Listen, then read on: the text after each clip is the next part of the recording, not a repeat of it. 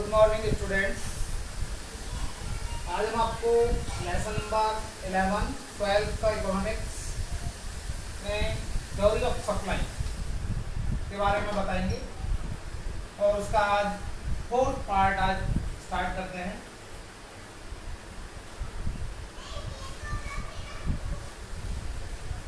पिछली वीडियो में हमने आपको बताया था कि किस प्रकार से जो ये प्राइस को छोड़कर जो अन्य जो डिटर्मिनेंट्स हैं सप्लाई के, वो सप्लाई कर्व को इन्फ्लुएंस करते हैं। तो उसी सीरीज में आज हम एक टॉपिक जो स्टार्ट कर रहे हैं वो है उत्पादन कर्व में परिवर्तन का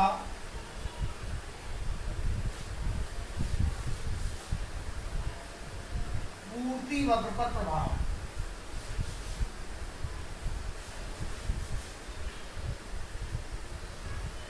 ये आज का हमारा टॉपिक मीन्स इफेक्ट ऑन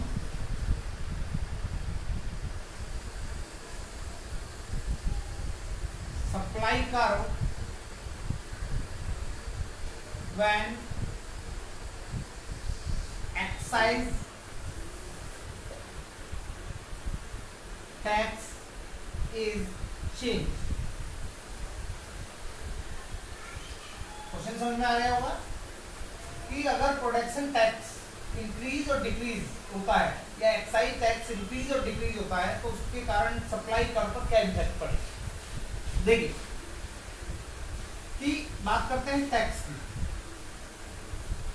अगर टैक्स बढ़ जाता है तो इससे मार्जिनल कॉस्ट जो है वो बढ़ जाएगी और जो सप्लाई है वो कम हो जाएगी।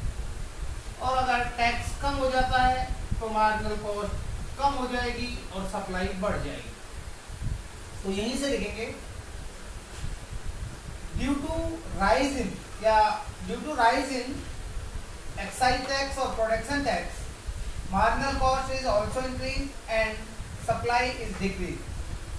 On the other side, if tax rate is reduced, then marginal cost is also reduced and supply of good is increased.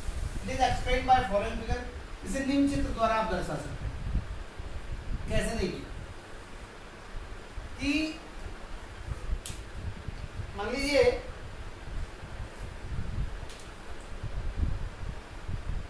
ये ओ एच है, यहाँ आप क्वांटिटी लेंगे और यहाँ आपका ओ वाई है, यहाँ प्राइस देंगे। मान लो शुरू में प्राइस ये था, इस प्राइस पर जो क्वांटिटी थी वो थी ये ओ पी प्राइस पर ओ क्यू क्वांटिटी थी और जो सप्लाई थी, सप्लाई कर्व था वो एस एस, यानी एसएस इनिशियल सप्लाई कर्व है जो इंडिकेट करता है कि जब प्राइस ओपी है तो क्वांटिटी प्रोड्यूस जो है ओक्यू। अब मान लीजिए प्रोडक्शन टैक्स बढ़ जाता है तो आप देखिए प्रोडक्शन टैक्स बढ़ जाएगा, सप्लाई कम हो जाएगी और सप्लाई कम किधर तरफ होती है, ऊपर की ओर सप्लाई कर्व शिफ्ट हो जाता है।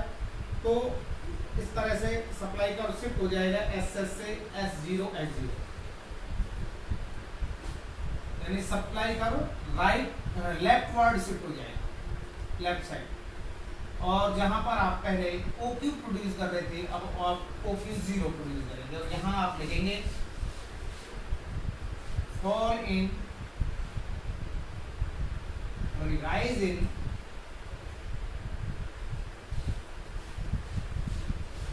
एक्साइज टैक्स, ये जो है रीजन है। सेकेंडली, अगर प्रोडक्शन टैक्स कम हो जाता है तो सप्लाई बढ़ जाएगी, सप्लाई बढ़ेगी, सप्लाई का राइट वर्ड शिफ्ट होगा यानी नीचे की तरफ और इस तरफ शिफ्ट हो जाएगा, S1 हो जाएगा। और सेम प्राइस पर जहां क्वांटिटी आप OQ प्रोड्यूस कर रहे थे अब आप OQ1 प्रोड्यूस करेंगे और यहां आप लिख देंगे फॉल इन एक्साइज टैक्स और ये जो है आपका right side, right word shift हो जाएगा। क्लियर हो गया होगा। तो स्टार्ट फिर से समझे तो हम लिखेंगे supply tax if production tax और excise tax is change then supply curve shift up rightward और लेफ्टवर्ड। इफ प्रोडक्शन टैक्स या excise tax is increase then supply is reduce और supply curve shift left side SS to S0 S0। on the other side if a tax is fall, tax rate is fall and marginal cost is decrease or supply is increase or supply curve SS shift rightward SS to S1 S1। ये इतना complete. इसके बाद बात करते हैं next point. तो अगला है कि अगर संबंधित वस्तुओं की संबंधित वस्तुएं रिलेटेड गुड्स आपको पता है, वस्तुओं यानी जैसे स्थानापन्न हो गई मेनली सब्स्टिट्यूट,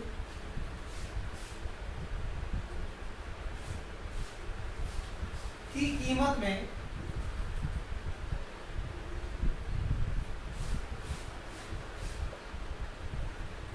परिवर्तन का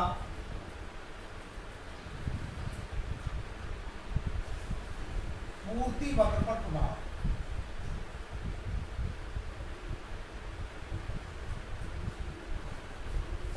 क्वेश्चन समझ में आ रहे हो? यानी effect on supply curve when price of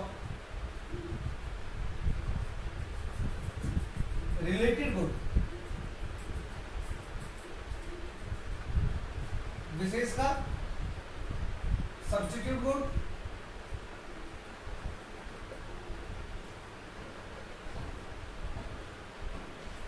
change. Question समझ में आ गया होगा कि देखिए संबंधित वस्तु दो तरह की होती है, एक होती है सब्स्टिट्यूट और दूसरी होती है कॉम्प्लीमेंट्री। लेकिन हम यहाँ मेनली सब्स्टिट्यूट के बारे में पढ़ रहे हैं कि अगर सब्स्टिट्यूट गुड्स की प्राइस चेंज हो जाता है, एक वस्तु की सब्स्टिट्यूट है कोई, उसका प्राइस चेंज हो जाता है, दूसरी वस्तु की डिमांड सप्लाई कर्व पर क्या इम्पैक्ट पड़ेगा। देखिए तो मान लीजिए टी एंड कॉफी, टी और कॉफी ये दो सब्स्टिट्यूट गुड है, देखते हैं टी एंड कॉफी। अब मान लीजिए कि जो टी है, टी एंड कॉफी जो है सब्स्टिट्यूट गुड है। अब मान लीजिए ये जो है इसका प्राइस अगर बढ़ जाता है तो इसकी सप्लाई कम हो जाएगी, यानी टी की सब्स्टिट्यूट कॉफी है, ठीक है, और कॉफी की सब्स्टिट्यूट टी है। तो अगर हम इसकी सप्लाई कर्व दिखाएं, जैसे देखिए यहां लेंगे प्राइस लेंगे कॉफी का और क्वांटिटी भी कॉफी की लेंगे। मान लो जब कॉफी का प्राइस ये है तो कॉफी की क्वांटिटी इतनी प्रोड्यूस की जाती है और कॉफी का जो सप्लाई कर रहे हैं वो ये है। अब मान लीजिए जो कॉफी की सब्स्टिट्यूट है टी का प्राइस बढ़ जाता है, तो देखिए टी का प्राइस बढ़ने से क्या होगा, जो टी के सेलर्स हैं उनके लिए टी ज्यादा प्रॉफिटेबल होगी, लेकिन कॉफी के सेलर्स के लिए कॉफी कम प्रॉफिटेबल होगी। कॉफी की जो वो कम क्वांटिटी को प्रोड्यूस करेंगे या सेल करेंगे और स्टॉक में रख लेंगे, तो इससे कॉफी की जो सप्लाई है वो क्या हो जाएगी, कम हो जाएगी और S0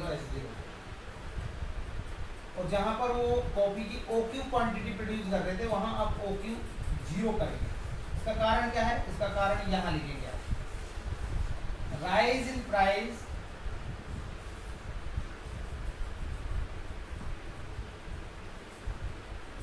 ऑफ टी। प्राइस बढ़ गया किसका, टी का बढ़ गया, ठीक है। अब मान लीजिए टी का प्राइस कम हो जाता है तो कॉफी की सप्लाई बढ़ जाएगी। टी का प्राइस कम हो गया, कॉफी की सप्लाई बढ़ गई, तो कॉफी की सप्लाई कर्व जो है लेफ्ट से राइट साइड हो जाएगी S1 है। प्राइस देखिए आप सेम ही है, तो OQ से OQ1 हो जाएगी। अब इसका कारण क्या था, यहाँ लिखेंगे fall in price of T. यहाँ टी की प्राइस फॉल होने पर इसकी, क्योंकि देखिए जब टी का प्राइस कम होगा तो टी के सेलर्स के लिए जो टी है वो कम प्रॉफिटेबल होगी, वो उसकी सप्लाई कम कर देंगे। लेकिन कॉफी का प्राइस क्योंकि टी से ज़्यादा है तो वो सेलर्स उसकी ज़्यादा क्वांटिटी को सेल करेंगे। तो ये आपको पता है राइट साइड और ये आपको पता है लेफ्ट साइड। तो ये आपका कंप्लीट है। इधर क्लियर। इसी प्रकार से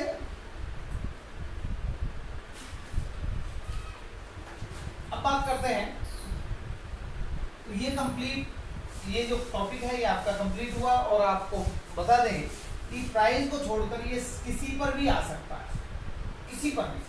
जैसे मान लीजिए कि भाई टेक्नोलॉजी के हो सकता है और एक्सपेक्टेड प्राइस का हो सकता है। गवर्नमेंट पॉलिसी में टैक्स आ गया आपका, ठीक है, गवर्नमेंट पॉलिसी में ही आ जाता है टैक्स।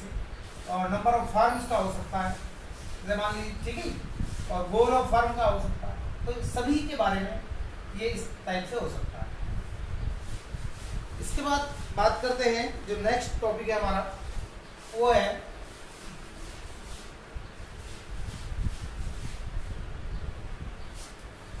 ये हमारा समय अवधि, समय अवधि का पूर्ति पर प्रभाव। ठीक है, ये समय अवधि तथा पूर्ति का व्यवहार, ये लिख लीजिए, पूर्ति का व्यवहार, ये भी लिख सकते हैं। यानी टाइम एलिमेंट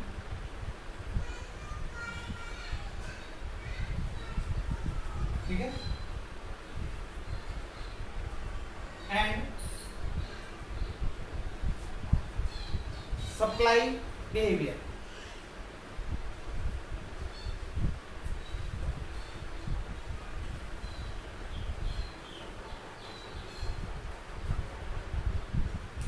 तो देखिए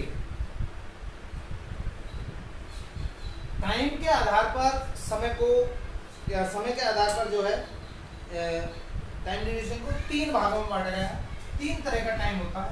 पहला जो टाइम होता है अति अल्पकाल, अति अल्पकाल। समय तीन प्रकार का होता है। अति अल्पकाल, इसको हम कहते हैं very short, very short period, एक तो होता है। दूसरा जो समय होता है वो होता है अल्पकाल, इसको हम कहते हैं शॉर्ट पीरियड।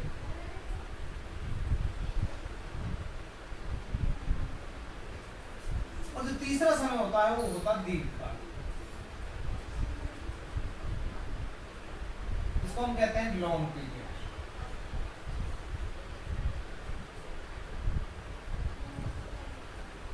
देखिए तो अति अल्पकाल क्या है? देखिए अति अल्पकाल जो टाइम पीरियड होता है वो एक इतना कम समय होता है। अति अल्पकाल जो समय होता है वो इतना कम समय होता है कि इस समय में एक प्रोड्यूसर अपने उत्पादन में किसी प्रकार का जो है चेंजिंग नहीं कर सकता। अर्थात अगर उत्पादक चाहे भी तो इस समय में किसी प्रकार का कोई परिवर्तन नहीं कर सकता।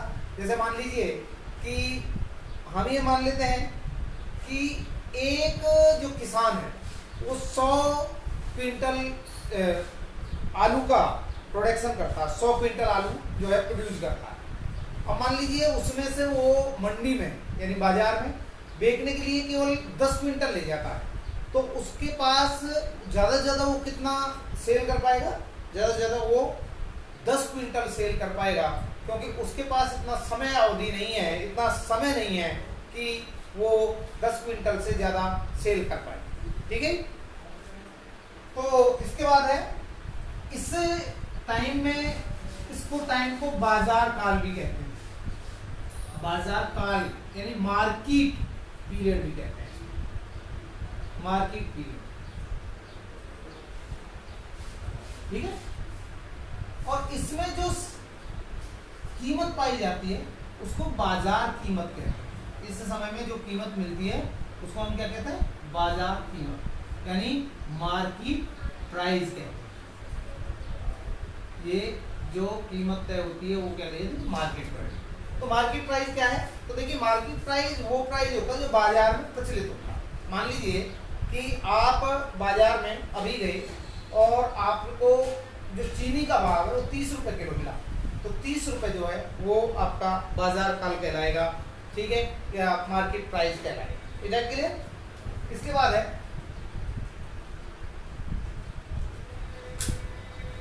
इसके बाद बात करते हैं कि जो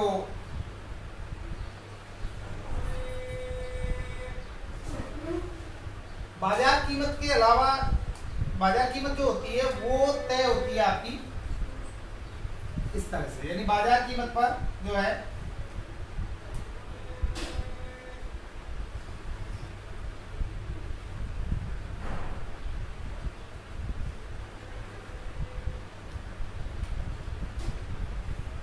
जैसे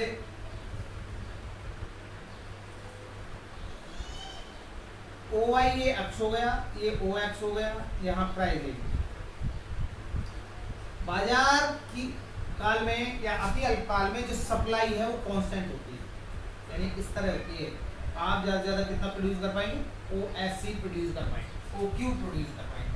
यानी बाजार कीमत पर प्राइस का कोई इफेक्ट नहीं पड़ता। प्राइस ओ पी रहे, इससे कम हो जाए ओ पी 0 हो जाए, और इससे ज़्यादा हो जाए ओ पी 1 हो जाए, यानी प्राइस लेवल चाहे कुछ भी रहे, सप्लाई कांस्टेंट रहेगी, ओ क्यू प्रोड्यूस कर पाएगी। जैसे हमने बताया कि मान लीजिए आप मार्केट गए और मार्केट में आपने आलू बेचा, तो आप आलू केवल 10 क्विंटल ले गए तो 10 क्विंटल ही बेच सकते हैं। प्राइस आपको ज़्यादा मिले या कम मिले, आपके पास इतना कम समय होता है कि आप अपनी सप्लाई में किसी प्रकार का चेंज नहीं कर सकते। एक एग्जाम्पल भी दिया है कि मान लीजिए एक मुर्गी फार्म है और उसमें एक दिन में मुर्गी 1000 अंडे देती है, और अचानक मांग डिमांड बढ़ जाए तो आप मुर्गियों से अधिक अंडे प्राप्त नहीं कर सकते, यानी इतना समय ही नहीं है, ठीक है। ये होता है बाजार का। सेकंड होता है अल्पकाल। अल्पकाल को हम, ठीक है, अल्पकाल में जो है दो तरह के साधन होते हैं। अच्छा, दूसरी बात, इसमें जो सब साधन है, सभी साधन है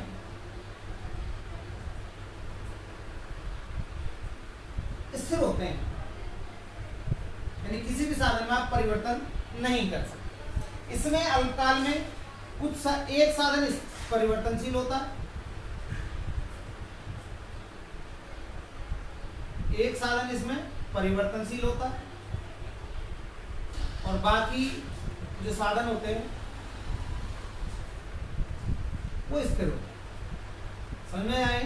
यानी one factor is variable and other is constant. यानी अगर इस समय में एक प्रोड्यूसर अपने प्रोडक्शन को बढ़ाना भी चाहता है तो केवल इसमें चेंज करके प्रोडक्शन बढ़ा सकता है। ये जो है ये कांस्टेंट है। कैसे? देखिए, इस समय अवधि में जो है सप्लाई कर्व जो है वो इस तरह से होता है, यानी इसको कह सकते हैं हम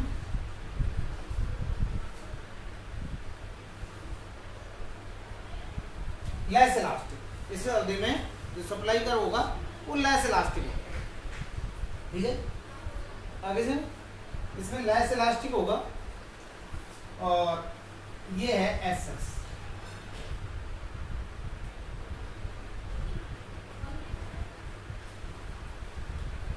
ठीक है। इसमें क्या होता है, ये इसकी अपेक्षा ये कुछ समय ज्यादा होता है। इसमें दो तरह के साधन होते हैं, एक साधन परिवर्तनशील होता है, एक स्थिर होता है।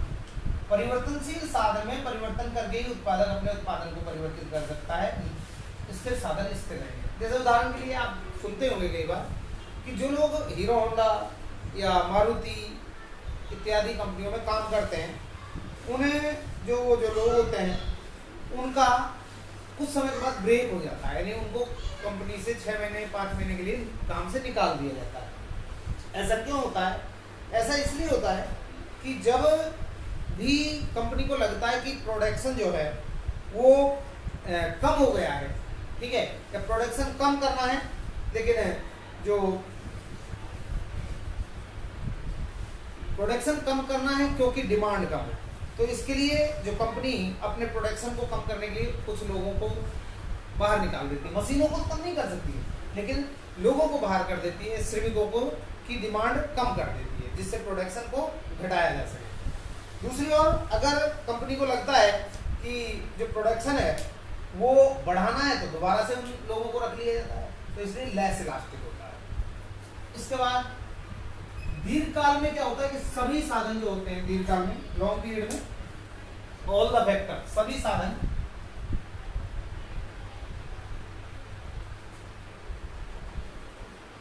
परिवर्ती होते हैं। दीर्घकाल में सब साधन कैसे होते हैं? परिवर्तनशील होते हैं, यानी इनमें सब में परिवर्तन किया जाए। और सब में परिवर्तन का मतलब है आपके पास 10 साल है, 5 साल है, आप पूरा अपना प्लांट चेंज कर सकते हैं, अपनी मशीनों को चेंज कर सकते हैं। मान लो आज तक आप कपड़ा बना रहे थे, आपको लग रहा है कि उसमें प्रॉफिट नहीं हो रहा, तो आप पूरा स्ट्रक्चर चेंज कर सकते हैं। और इस स्थिति में जो आपका सप्लाई कर्व की जो शेप होगी वो इस तरह से, ठीक है, यानी कि मोर इलास्टिक, या और ऐसे ले लीजिए, ये है SS, ये अधिक इलास्टिक है, यानी इसमें इलास्टिसिटी ऑफ सप्लाई जो है ES जो है, ES लेस इलास्टिक होगी, और इसमें ES जो है मोर इलास्टिक होगी। ये यूं कहिए कि ये स्टीपर होता है और ये फ्लैट होता है। ये अधिक फ्लैट होता है, ये स्टीप होता है, यानी वो चपटा होता है, ये कम चपटा होता है। एग्जैक्टली, तो ये कंसेप्ट आपको कंप्लीट हो गया। इसके बाद बात करते हैं नेक्स्ट कंसेप्ट।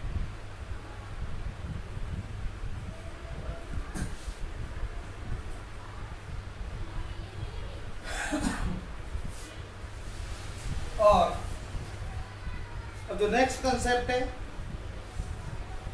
वो है हमारा, हम चलते हैं कंसेप्ट नंबर 10 पर, और इसके स्थान पर आओ थोड़ा सा इसको चेंज करते हैं। चैप्टर वही है, लेकिन यह आ जाता पूर्ति की लोच,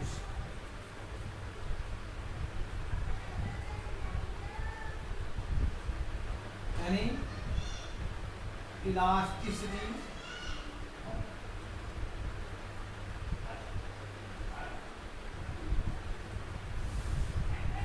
of supply, elasticity of supply, पूर्ति की लोच। कंसेप्ट नंबर 10, देखिए हमने डिमांड में पढ़ा इलास्टिसिटी ऑफ डिमांड क्या होती है, आज हम पढ़ेंगे इलास्टिसिटी ऑफ सप्लाई क्या होती है। तो देखिए इलास्टिसिटी ऑफ सप्लाई का मतलब यहाँ प्राइस इलास्टिसिटी ऑफ सप्लाई से, price elasticity of supply is the refer to the percentage change in quantity supply divided by percentage change in price, यानी जब पूर्ति की मात्रा में होने वाले प्रतिशत परिवर्तन को कीमत में होने वाले प्रतिशत परिवर्तन से भाग दे दिया जाता है, तो इसे हम क्या कहते हैं, इसको हम कहते हैं पूर्ति की लोच। Elasticity of supply is the ratio between percentage change in quantity supply and percentage change in price, यानी पूर्ति की मात्रा में प्रतिशत परिवर्तन और कीमत में प्रतिशत परिवर्तन के अनुपात को हम क्या कहते हैं, पूर्ति की लोच कहते हैं। ठीक है, लॉ बिल्कुल जो है डिमांड की तरह ही है। जो लॉ ऑफ सप्लाई है वो हमें ये बताता है कि प्राइस में चेंज होने से क्वांटिटी सप्लाई में किस डायरेक्शन में चेंज होती है, अर्थात किस दिशा में, यानी क्वांटिटी सप्लाई घटती है या बढ़ती है। वो हमें जो लॉ ऑफ सप्लाई है वो हमें ये नहीं बताता कि प्राइस अगर रिड्यूस होगा या राइज होगा तो उससे क्वांटिटी सप्लाई में कितनी इंक्रीज और डिक्रीज होगी, यानी क्वांटिटी को नहीं बताता वो हमें बताता है किस दिशा में, अगर प्राइस बढ़ेगा तो जो सप्लाई है वो घटेगी या बढ़ेगी, ये बताता है। लेकिन जो इलास्टिसिटी ऑफ सप्लाई है वो हमें बताता है कि अगर प्राइस बढ़ता है तो जो सप्लाई है उसमें कितना चेंजेज आएगा, यानी ये क्वांटिटी को मेजर करता है। If the price change, how much change in quantity supply, यानी सप्लाई की मात्रा में कितना चेंज आएगा। ठीक है, तो पूर्ति की लोच क्या है? पूर्ति की लोच कीमत में होने वाले प्रतिशत परिवर्तन के फलस्वरूप पूर्ति में होने वाले प्रतिशत परिवर्तन की मात्रा है। यानी elasticity of supply is the degree of responsiveness of supply of a commodity to a change in its price. ठीक है, या यूं कहिए कि पूर्ति की लोच से अभिप्राय वस्तु की पूर्ति में होने वाले प्रतिशत परिवर्तन को कीमत में होने वाले प्रतिशत परिवर्तन से भाग देने से।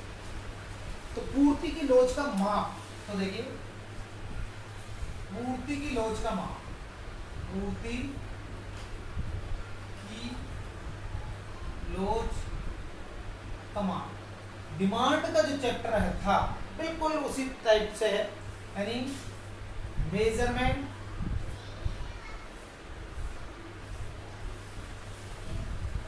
यहाँ कीमत और लिख सकते हैं, या केवल इतना भी आता है तो भी इसका मतलब कीमत है। Measurement of price elasticity of supply. तो देखिए पूर्ति की लोच को पहली बात तो इससे डिनोट करते हैं, ES इलास्टिसिटी ऑफ सप्लाई। पहले आप इलास्टिसिटी ऑफ सप्लाई बराबर, तो वहाँ ईडी होता था डिमांड में, और उसके बाद हम बराबर के बाद माइनस साइन लगाते थे, क्योंकि ईडी के फॉर्मूले में देखिए ईडी जब निकालते हैं तो ईडी में हम इस तरह से करते हैं, माइनस का साइन लगाते हैं, उसके बाद डेल्टा क्यू बटे delta P, P into P upon Q ये लगाते थे। लेकिन ईएस में इसका रीजन क्या होता था कि प्राइस बढ़ने पर डिमांड कम हो जाती थी, यानी इन दोनों में नेगेटिव रिलेशन होता था, इसलिए माइनस साइन यूज होता था। लेकिन यहाँ पर क्या होता है कि प्राइस बढ़ने पर जो सप्लाई है वो बढ़ती है, यानी पॉजिटिव रिलेशन होता है, इसलिए यहाँ पर ईडी की जगह ईएस बराबर डेल्टा क्यू बटे डेल्टा पी इंटू पी बटे क्यू, ये फॉर्मूला हम यूज करते हैं। इसमें माइनस साइन, ये क्वेश्चन नंबर में आ सकता है कि ईडी फाइंड आउट करते समय माइनस साइन क्यों यूज होता है, क्योंकि इसमें नेगेटिव रिलेशन होता है। इसमें माइनस क्यों नहीं यूज होता, क्योंकि इसमें पॉजिटिव रिलेशन होता है। ठीक है, तो अब इसको इस पर चलते हैं। तो देखिए ये ES बराबर होता है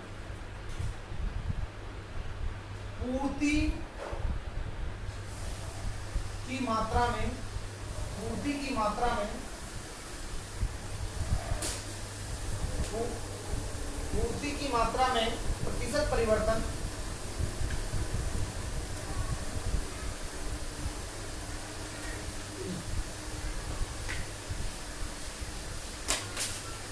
पूर्ति की मात्रा में प्रतिशत परिवर्तन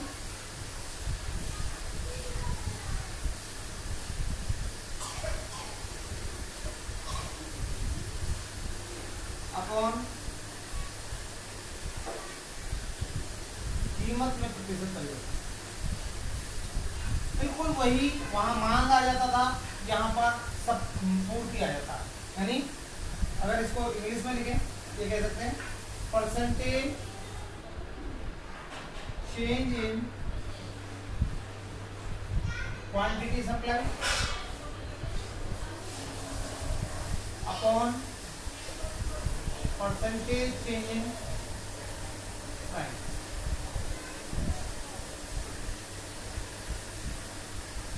ये आप कह सकते हैं।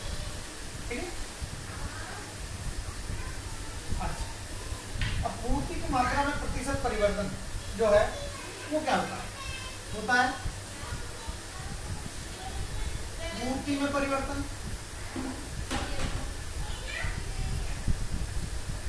होता है पूर्ति में परिवर्तन, और बटे प्रारंभिक पूर्ति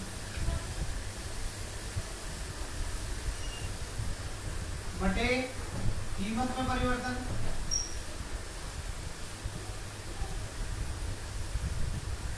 अपॉन प्रारंभिक कीमत। बिल्कुल डिमांड की तरह ही है, और बिल्कुल मिडिल में यहाँ पर ई एस लिख देंगे, इसको इंग्लिश में लिखे, और मल्टीप्लाई में जो परसेंटेज था यहाँ पर दोनों में 100 है, ठीक है। यूँ कहिए change in supply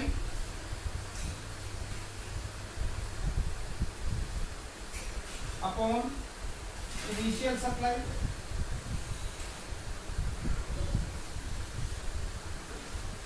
upon change in price upon initial price,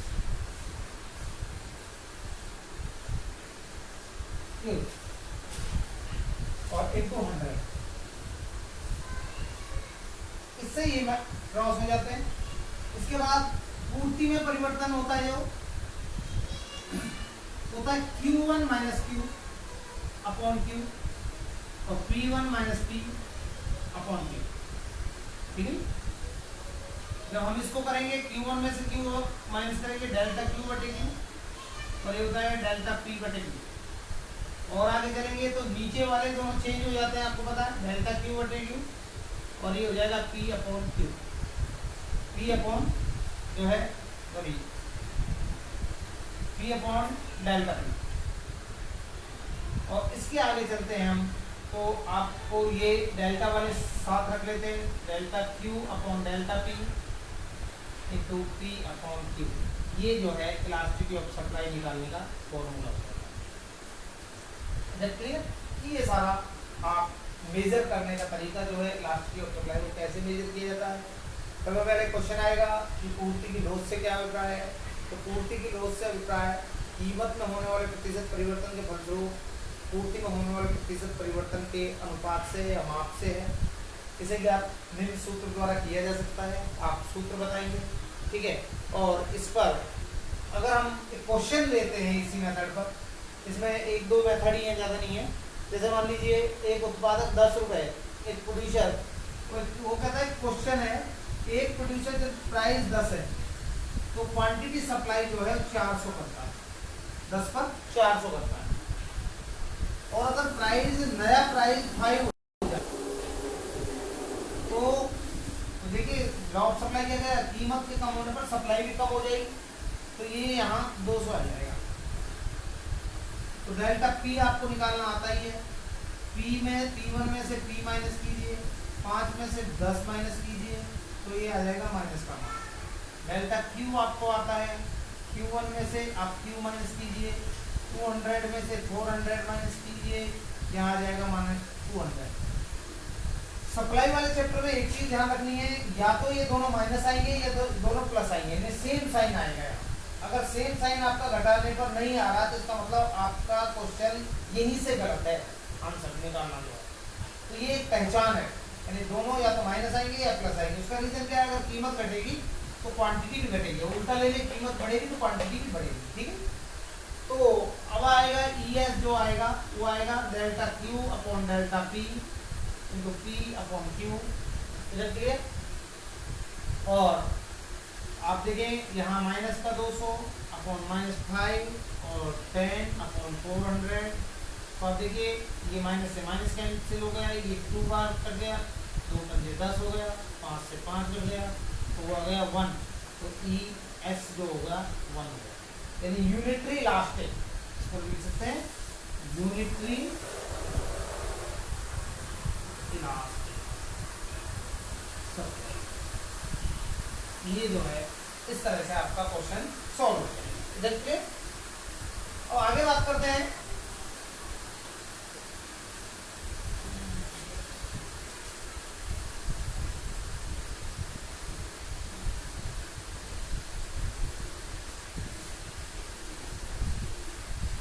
इसके बाद है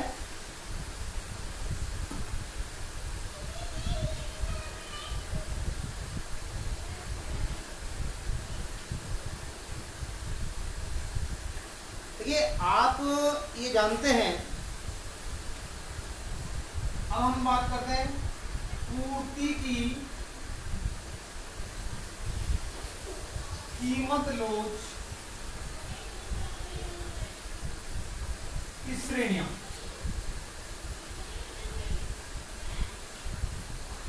यानी degree of price elasticity of supply.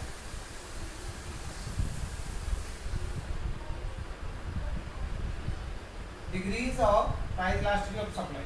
तो डिग्री क्या क्या है? तो देखिए वही 5 डिग्री होती हैं, 5 श्रेणी है। पहली श्रेणी जो है पूर्णतया लोचदार पूर्ति, यानी परफेक्ट इलास्टिक सप्लाई। ये आपने डिमांड में भी पढ़ी थी। बी पूर्णतया बेलोचदार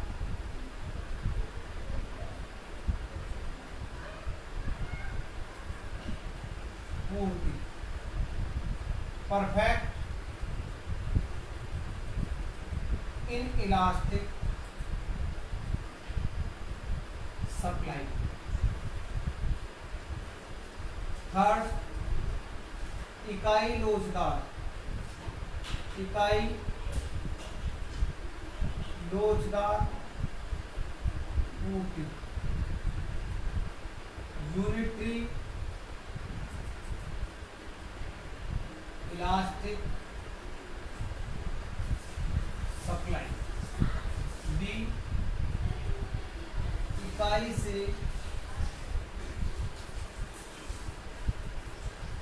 अधिक लोचदार, या केवल आप उसको लोचदार पूर्ति यानी more than unitary elastic supply या इलास्टिक सप्लाई, ये आपकी 4 कैटेगरी हैं। और एक 5वीं यहां ले लेते हैं कि इकाई से कम लोचदार या बेलोचदार भी कहते हैं, बेलोच पूर्ति, यानी लेस देन यूनिटरी इलास्टिक या इनइलास्टिक सप्लाई। एक बात ध्यान रखना, ये परफेक्ट इलास्टिक है और ये इनइलास्टिक है। परफेक्ट इनइलास्टिक और दोनों में डिफरेंस होता है। मोर इलास्टिक को इलास्टिक भी कहते हैं और लेस इलास्टिक को इनइलास्टिक भी कहते हैं। फर्स्टली ध्यान, अब जो डिमांड में पढ़ाए थे उसी तरह ये 5 कैटेगरी होती हैं। सबसे पहले परफेक्ट इलास्टिक सप्लाई क्या है? It is a situation in which supply is infinite at different level of price, यानी जब विभिन्न कीमत it is a situation in which supply is जो है इनफाइनाइट एट सेम प्राइस। जब समान कीमत पर पूर्ति अनंत हो जाए तो उसे हम पूर्णतः लोचदार पूर्ति कहते हैं। जैसे देखिए प्राइस और क्वांटिटी, प्राइस 5 और 5 ही रहे और 5 ही रहने वाली, और ये 10 से 2 ले लीजिए आप, 50 हो जाए। तो इसको कैसे बना देंगे आप? मान लीजिए 5 प्राइस हो गए यहाँ 5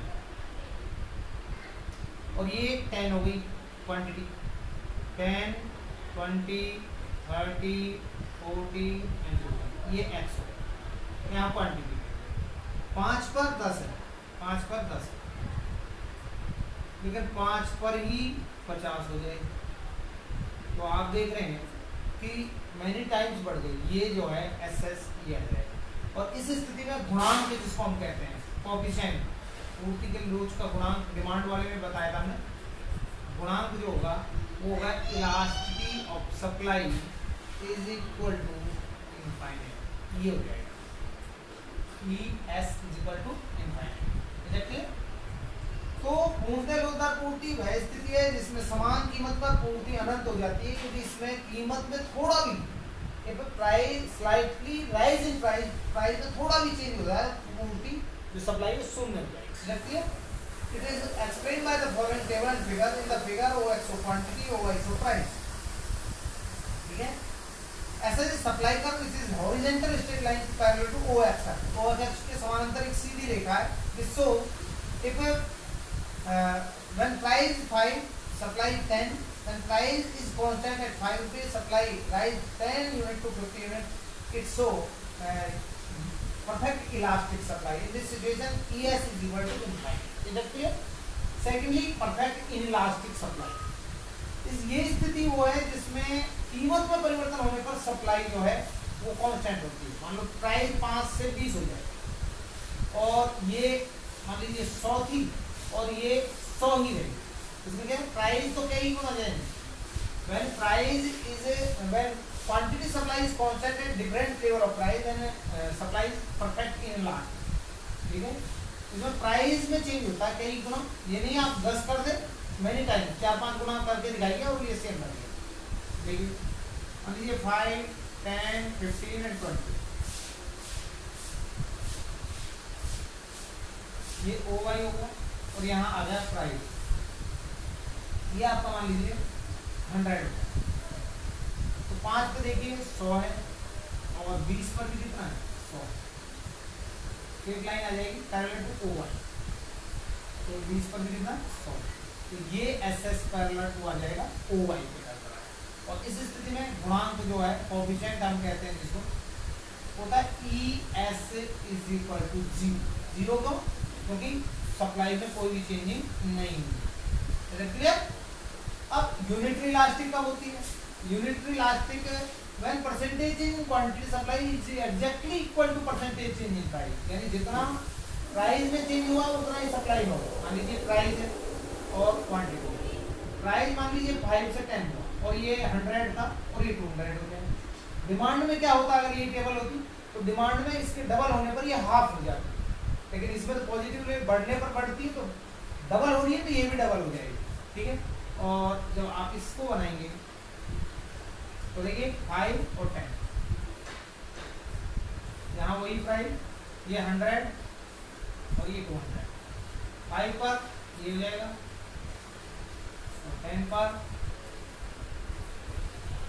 इसकी पहचान ये है कि जब आप इससे सप्लाई कर्व खींचेंगे तो बिल्कुल मिडिल में से निकलेगा, यानी बिल्कुल ओरिजिन पॉइंट से निकलेगा O से, और यहाँ पर SS जो है ये हो जाएगा, ठीक है। बेशक आप टच मत कीजिए, यहाँ पर भी रख सकते हैं, लेकिन आगे बढ़ाने पर वो टच करेगा OX जैसे ऐसे, ठीक है। तो इस स्थिति में जो है elasticity of supply is equal to 1 होगा इसका कोएफिशिएंट। देखिए इकाई लोचदार पूर्ति वह स्थिति है जिसमें पूर्ति में होने वाला प्रतिशत परिवर्तन कीमत में होने वाले प्रतिशत परिवर्तन के बराबर होता है। इस स्थिति में जितना कीमत में प्रतिशत परिवर्तन होता है पूर्ति में उतना ही प्रतिशत परिवर्तन होता है।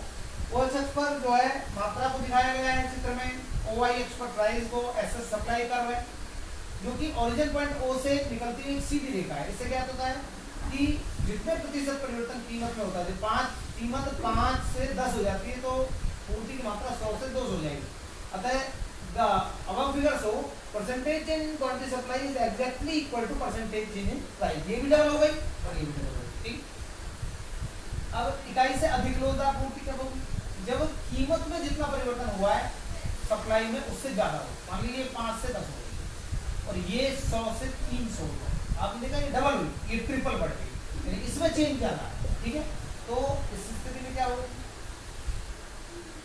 क्वांटिटी 100, 200 और 300, यहाँ क्वांटिटी आ गई, प्राइस ले लीजिए, प्राइस आएगा 5 एंड 10,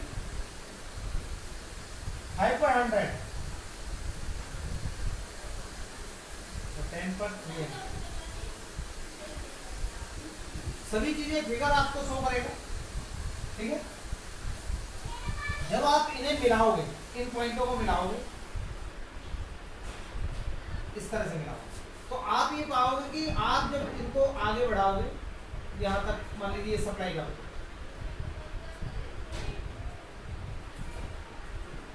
ये आपका सप्लाई करोगे, ठीक है, और ये मोर इलास्टिक होगा, यानी इसमें ES इज मोर इलास्टिक। अब पहचान कैसे, देखिए यूनिटरी इलास्टिक में तो ये ओरिजिन पॉइंट पे ही आके मिलेगा, लेकिन जब मोर इलास्टिक होगा तो बढ़ाने पर ये OY को टच करेगा, OY को क्रॉस करता हुआ नेगेटिव X वाले पार्ट में आ जाएगा, इस तरह से, ठीक है, इस पार्ट में आ जाएगा। समझ में आ गई? ठीक है, जब भी आपको लगे कि कोई कर्व OY अक्ष को काट कर निकल रहा है तो उस पर मोर इलास्टिक भी सप्लाई है। इसमें it is quantity percentage change in quantity supply is more than percentage change in price, यानी quantity supply में percentage change जो वो सप्लाई प्राइस से ज्यादा होगा। ठीक है, और लास्ट है प्राइस एंड क्वांटिटी, यानी इलास्टिक जो है less than unitary elastic, less than unitary elastic जो है वो है आपका कि less than unitary elastic supply जो वो स्थिति है जिसमें सप्लाई में जो चेंज होता है वो प्राइस से कम होता है। मान लीजिए ये हो जाएगा 5 से और 15 हो जाएगा, तो 3 टाइम्स बढ़ गया, लेकिन ये 100 से केवल 200, आप देख रहे हैं ये ट्रिपल बढ़ा, यानी क्वांटिटी सप्लाई में जो चेंज है वो प्राइस से कम।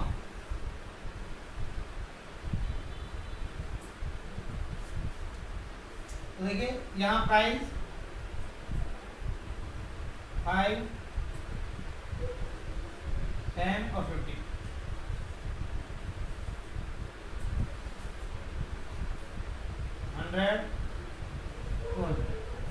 तो 5 पर 100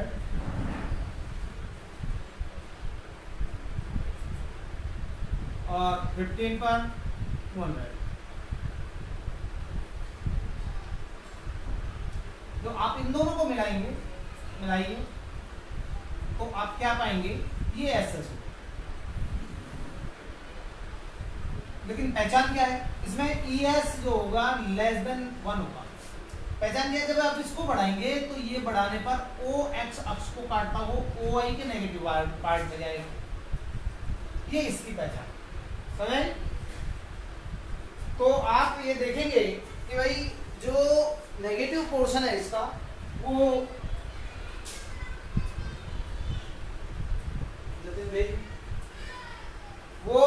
जो है नेगेटिव पोर्शन है,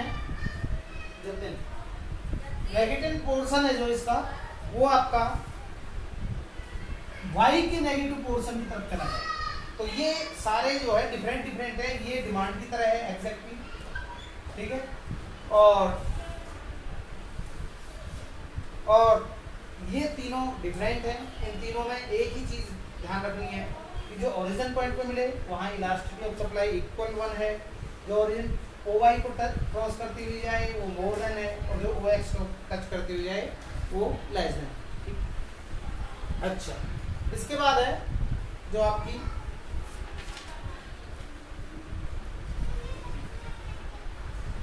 इन तीनों फिगरों को मैं जरा आपको एक चित्र में यहां बताता हूं, देखिए ध्यान रखो।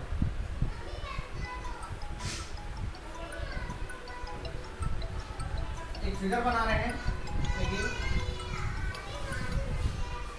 यानी थर्ड, फोर्थ और फिफ्थ पोजीशन आपको यहां दिखा रहे हैं। मान लीजिए एक सप्लाई कर्व ये है, एक सप्लाई कर्व ये है और एक सप्लाई कर्व ये है। ये S है, ये S1 है और ये S2। तो अब इस फिगर में यहाँ प्राइस दिया, यहाँ क्वांटिटी, तो आपको ये बताना है कि इनमें कौन सा इलास्टिक है, कौन सा मोर इलास्टिक है, कौन सा लेस इलास्टिक है। तो देखिए जब आप इसको बढ़ाएंगे तो ये बढ़ाकर इसको काटता हुआ जाएगा, तो इसका मतलब ES मोर देन 1। जब इसको बढ़ाएंगे तो ये यहाँ पर टच करता है ओरिजिन पॉइंट पर, ठीक है। ये इसका मतलब है ES, इस पर ES इज इक्वल टू 1। जब इसको बढ़ाएंगे आप तो ये इसको टच करता है और यहाँ ES लेस देन। क्लियर हो गया? तो मीन्स कई बार एक चित्र आता है इस तरह से कि 1 2 3 4 ये आ गया S1 S2 S3। वो कह रहा है कि इस फिगर में आपने ये बताना है, इस फिगर के अंदर ये बताना है कि किस पर इलास्टिसिटी ऑफ सप्लाई इक्वल होगी, ES बराबर इक्वल, ठीक है। इन विच किस supply curve, in which supply curve ES is equal to 1, यानी किस सप्लाई कर्व पर ES जो है 1 होगी। तो ऑल कर्व्स, इसका आंसर है ऑल कर्व्स। व्हाई? बिकॉज क्योंकि all SS starts from origin point. Is that clear? क्योंकि सारे जो कर्व हैं वो ओरिजिन पॉइंट से स्टार्ट हो रहे हैं, O से स्टार्ट हो रहे हैं। जो हमने आपको बताया कि O से अगर कोई भी स्टार्ट होता है तो उस पर इक्वल टू 1 होगी। Is that clear? अच्छा, ये कंप्लीट हुआ आपका। इसके बाद बात करते हैं हम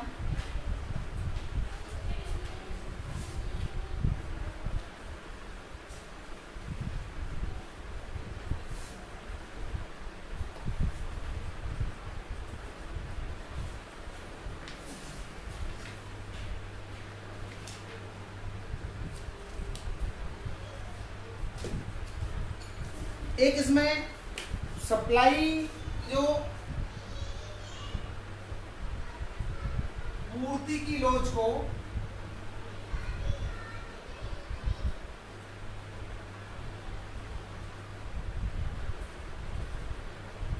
मापने की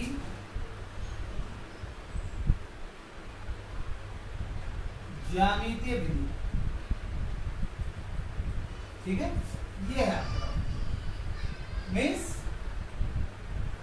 ग्राफिक मेथड, ज्योमेट्रिक मेथड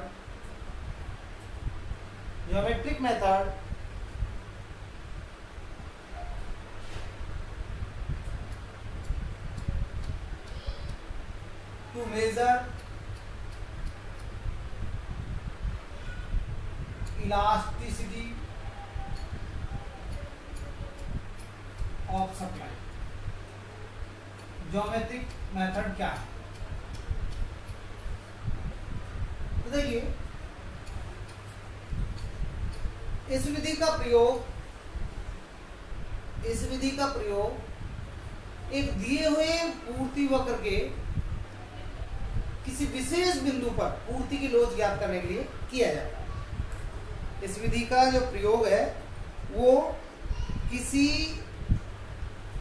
जो कोई सप्लाई कर्व है, सप्लाई कर्व का एक कोई विशेष पॉइंट है, उस पर elasticity of supply find out करने के लिए किया जाता है, ठीक है।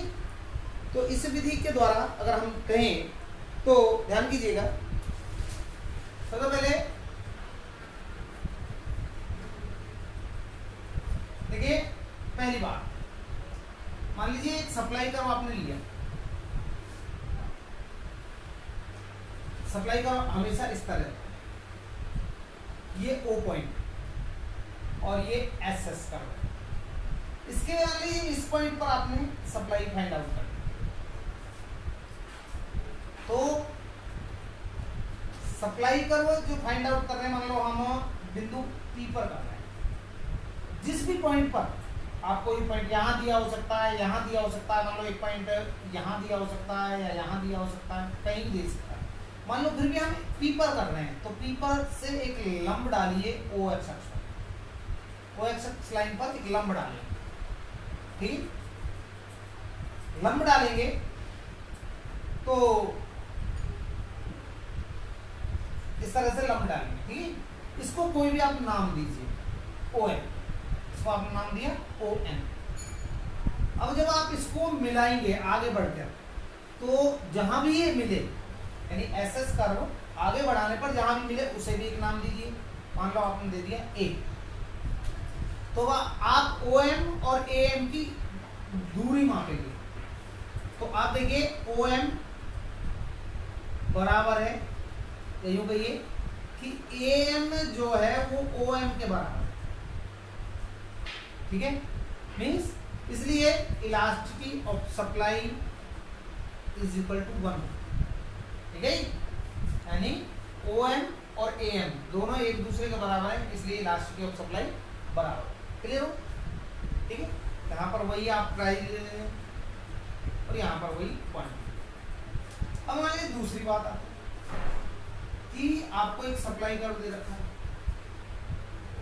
इस तरह से एसएस, और इसके इस पॉइंट पर मानो P पर, जब आप इस पर डालेंगे लंब तो ये वही M, ठीक है।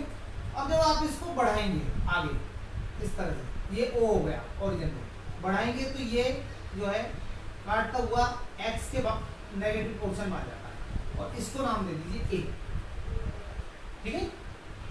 ये तो OIX हो गया, ये OX हो गया। यहाँ आपने प्राइस लिया, यहाँ आपने क्वांटिटी ली, और देखेंगे कि AM जो है वो ज्यादा है OM से, यानी elasticity of supply is more than 1। Clear हो। थर्ड, तीसरा, अगर एक स्ट्रेट लाइन ले हम इस तरह से, और ये एसएस, इसके इस पॉइंट पर फाइंड आउट करें, तो इससे लंब डालेंगे तो ये आ जाएगा आपका जो है M, और जब आप इसको बढ़ाएंगे तो ये बढ़ते हुए y के नेगेटिव पोर्शन में आ जाएगा, लेकिन यहाँ पर इसको काटेगा, ये O था ये A था। तो आप देखते हैं कि AM जो है वो लेस है OM से, तो elasticity of supply is less than 1। तो इस तरह से ये ज्योमेट्रिक मेथड होता है, ठीक है। इसको एक्सप्लेन करना होता है, ठीक है। इसके बाद बात करते हैं हम नेक्स्ट,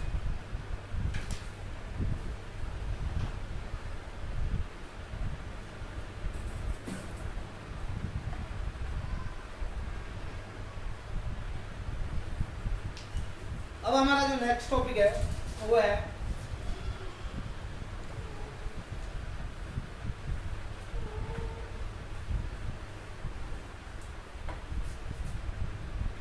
पूर्ति की लोच को प्रभावित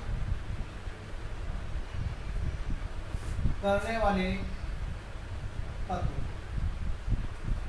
यानी फैक्टर्स इफेक्टिंग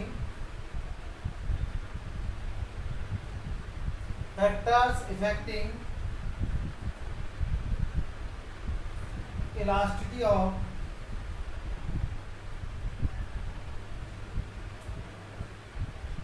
सप्लाई, यानी इलास्टिसिटी ऑफ सप्लाई को इफेक्ट करने वाले फैक्टर्स कौन कौन से, ये हमारा आज का टॉपिक। देखिए, सप्लाई इलास्टिक होगी, इनइलास्टिक होगी, कम इलास्टिक होगी, मोर इलास्टिक होगी, ये कुछ बातों पर डिपेंड करता है, जैसे कि डिमांड वाले चैप्टर में। तो इसमें कुछ बातें हैं। सबसे पहले पहला जो पॉइंट है वो है आगतों की प्रकृति। आगतों की प्रकृति बड़े आसान टॉपिक है, थोड़ा सा कंसंट्रेट करने की आवश्यकता है। Nature of inputs, first point है ये। सेकंड जो है वो है प्राकृतिक बाधाएं,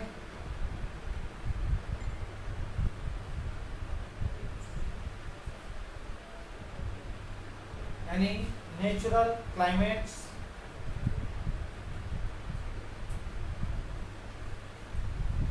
constraint,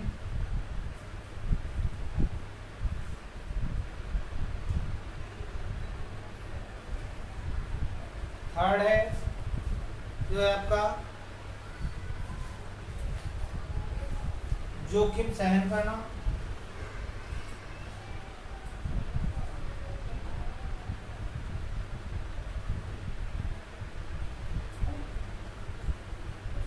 means risk taking,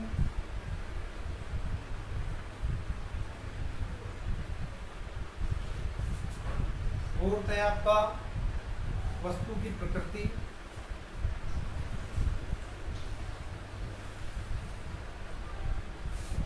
nature of goods,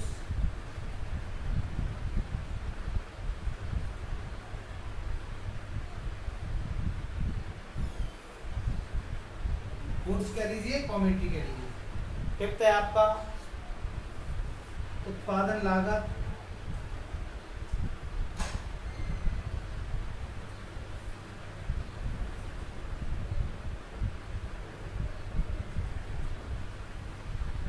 production cost,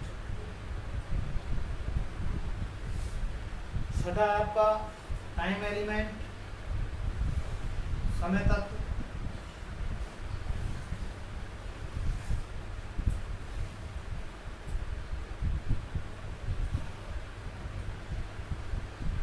और सातवां है आपका उत्पादन तकनीक,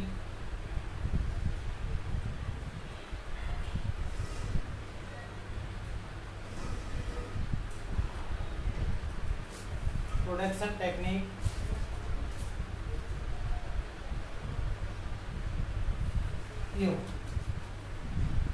ये 7 पॉइंट है जो कि आपको बताएंगे पूर्ति की लोच को कैसे प्रभावित करते हैं। देखिए आगत मीन्स होते हैं इनपुट यानी साधन। तो सबसे पहले देखिए किसी वस्तु के लिए उत्पादन के लिए अगर रिसोर्सेज और फैक्टर इजीली अवेलेबल हो जाते हैं, आसानी से उपलब्ध हो जाते हैं, इलास्टिक, और आसानी से उपलब्ध नहीं होते यानी विशेष साधनों की जरूरत है तो inelastic. If factors of productions are easily available, then elasticity of supply is elastic. If some special factors are compulsory for the production of a commodity, then elasticity of supply is inelastic. मान लीजिए आपने labour चाहिए, helper चाहिए, तो helper चाहिए तो वो आपको आसानी से मिल जाएंगे, तो उनकी सप्लाई इलास्टिक होगी। लेकिन आपने एक अच्छा इंजीनियर चाहिए तो बड़ा मुश्किल है वो मिलना, अच्छा डॉक्टर चाहिए, अच्छा मैनेजर चाहिए, तो उसके लिए आपको प्रयास करने पड़ेंगे, एफर्ट्स करने पड़ेंगे ढूंढने के लिए, तो उसकी सप्लाई इनइलास्टिक होगी। क्लियर हो? दूसरा प्राकृतिक बाधा है, यानी नेचुरल कंस्ट्रेंट्स भी जो है, प्राकृतिक बाधाएं भी किसी वस्तु की पूर्ति को प्रभावित करती हैं। यानी कुछ वस्तुएं जिनमें प्रकृति का रोल ज्यादा होता है, जैसे अगर हमें आम की लकड़ी चाहिए तो उसकी सप्लाई इनइलास्टिक होगी। क्यों? पहले आम के पेड़ लगाने पड़ेंगे, काफी सालों आम के पेड़ों को बड़े होने में लग जाएगा, उसके बाद ही उनसे हम लकड़ियां प्राप्त कर सकते हैं, तो उसकी इनइलास्टिक होगी। ठीक है, तो प्रकृति बाधाओं के कारण, प्राकृतिक बाधाओं के कारण भी किसी वस्तु की पूर्ति जो है वो इलास्टिक या इनइलास्टिक होती है।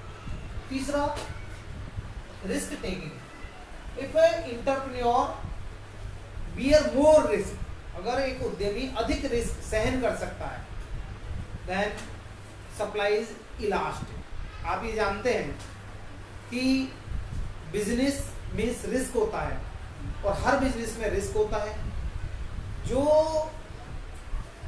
एंटरप्रेन्योर, जो मालिक ज्यादा रिस्क उठाने को तैयार है, उसके लिए बिजनेस बहुत है, और जो कम रिस्क उठाना चाहता है उसके लिए बिजनेस कम है, यानी उसकी elasticity of supply less elastic हो। If entrepreneur bear more risk, अगर एंटरप्रेन्योर ज्यादा रिस्क उठा सकता है, कैन बियर मोर रिस्क, ज्यादा रिस्क उठा सकता है, then elasticity of supply is more elastic. Is that clear? वस्तु की प्रकृति, nature of good.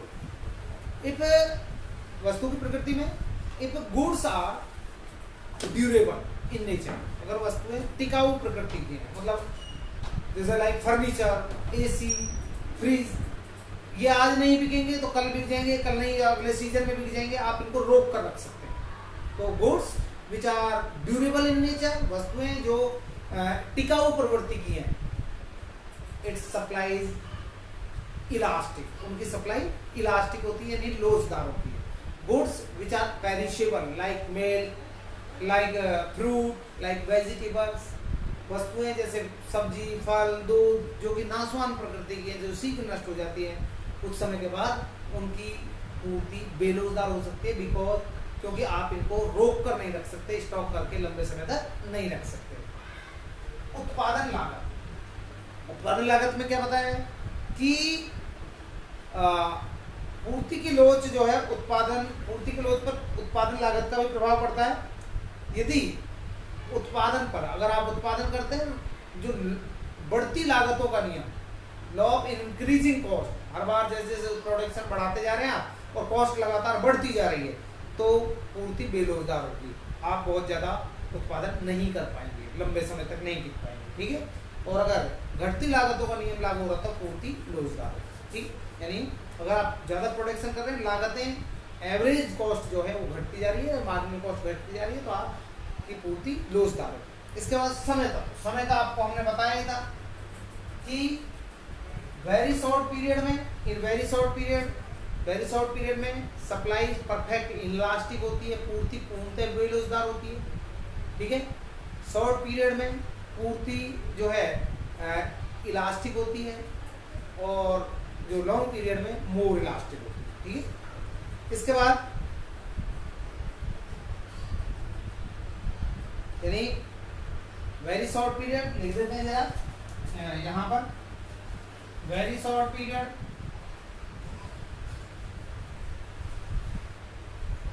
Very short period में परफेक्ट इनइलास्टिक,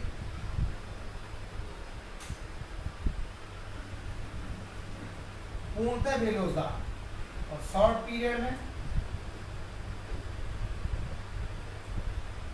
लेस इलास्टिक, कम रोजगार, और लॉन्ग पीरियड में मोर इलास्टिक, अधिक रोजगार। तो इस तरह से ये तीन चीजें आपने इसमें लिखनी है, बस और कुछ नहीं है। और लास्ट है उत्पादन की तकनीक, प्रोडक्शन टेक्निक। तो कहता है इफ